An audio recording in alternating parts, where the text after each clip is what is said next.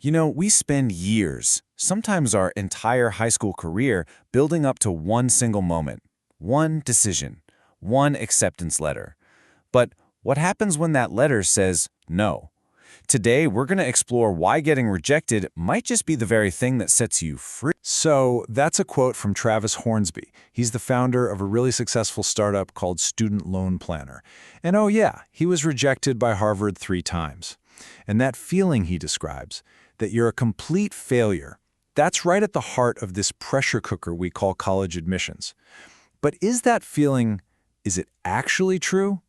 Well, let's find out. First, we've got to talk about the pressure. It's just immense, isn't it? This idea is everywhere. This belief that getting into just a handful of elite schools is pretty much the only guaranteed ticket to a successful life. And that belief, it creates some unbelievably high stakes. Just how high are those stakes? Well, get this. Consider the story of Zach Yadagari. At 18, he was the CEO of an AI startup reportedly valued at $30 million. He had a 4.0 GPA, he'd been coding since he was 7 years old, and the result? Rejection letters from Harvard, Yale, and Stanford. I mean, if someone with a resume like that gets rejected, you start to see just how intense this whole game really is. So what happens when you're in that game and the answer comes back, no? It doesn't matter if you saw it coming or not. That one little word can feel absolutely crushing. It feels so personal, and it feels so final. Let's go back to Travis Hornsby for a second. You can almost feel the anxiety just in his words, right? My heart was pounding. This wasn't just some average student. This guy was a valedictorian, an Eagle Scout, a National Quiz Bowl champion. But in that one moment, none of that mattered. All he felt was that sting of being put on the wait list, of not being good enough. And you know, he was definitely not alone in feeling that way. When future TV host Meredith Vieira was rejected from Harvard, she was so devastated that as a freshman at Tufts, she would spend her Saturdays hitchhiking to Cambridge just to be near the campus she felt she was supposed to be on. That's how deep it can cut. And look at Christopher Wink. He's now the CEO of a successful media company. But after he got a string of rejections, he felt that exact same thing. For him, it wasn't just about missing out on one specific school.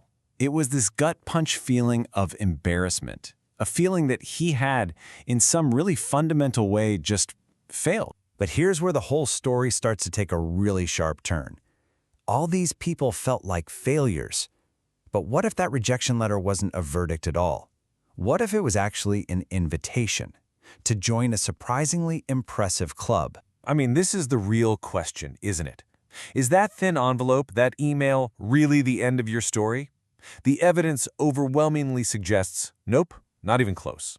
Just take a look at this list. We are not talking about minor successes here. We're talking about Warren Buffett, one of the richest people on the entire planet. Ted Turner, the guy who basically reinvented TV news. Art Garfunkel, a total music legend. What do they all have in common? Harvard told them no. And well, it clearly didn't slow them down one bit. And if you think that's something, check this out. The founder of Alibaba, Jack Ma, he was reportedly rejected by Harvard. Not once, not twice, 10 times. He just kept trying, kept going. I mean, that is a masterclass in pure resilience. So if rejection isn't a dead end, then what is it? Think of it like a detour. And you know, sometimes the scenic route is where you discover the most interesting places. There isn't just one roadmap to a successful life. The traditional 4-year degree is not the only way forward. It's not even close. Think about mastering a trade. Electricians and plumbers, they build the essential parts of our world and can make a fantastic living. Or hey, maybe you build a business from the ground up, proving your grit in the real world, not just in some classroom. You can go out and find mentors or dive into this incredible world of online courses to build specific, valuable skills.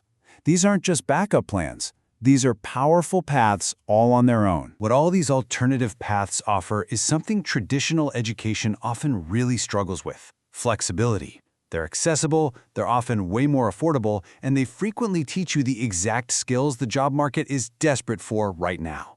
So we should think of things like trade schools or community colleges not as a step down, but as a seriously powerful launch pad. In the end, it all really comes down to this simple idea. It's not about the name on the diploma. What really defines you are the qualities you carry inside: confidence, competence, and good old-fashioned perseverance. Those are the real engines of success. And this brings us to what might be the most powerful idea of all.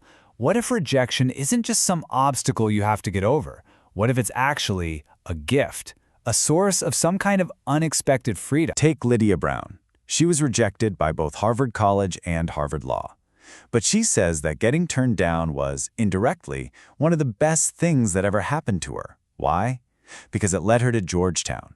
And there, in Washington, D.C., she found her community, her closest friends, her future partner, basically her entire life. A life she admits she just can't imagine having had if she'd gotten that acceptance letter. And that story just perfectly captures this really deep point from Christopher Wink. You don't really know what's a success or what's a failure in the moment. The meaning of these big events, it changes with time. What feels like a complete catastrophe today might reveal itself years down the line as the exact moment your life turned in a much better direction. And let's bring it all the way back around to Travis Hornsby. His final take on all this is the most radical one yet. He believes he's successful not in spite of being rejected, but because of it. Without what he calls the burden of high expectations that comes with an elite degree, he was free. Just free. Free to take his own risks and to define success completely on his own terms. You know, all of this points to a pretty radical idea. What if we need to completely redefine what success even means? What if it's not about the prestige or the title or the salary? What if real success is just building a life that feels authentic and fulfilling to you? Because here's the fundamental truth of it all.